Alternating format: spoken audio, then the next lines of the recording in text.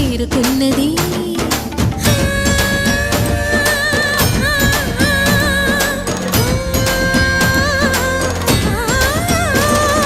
భవుని భువికి తరలించేలా, ధరణి దివిని తలపించేలా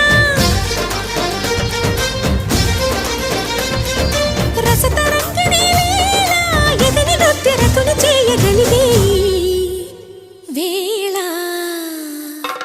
భరత వేదముగా నిరత నాట్యముగా కదిలిన పదమిది ఈశ.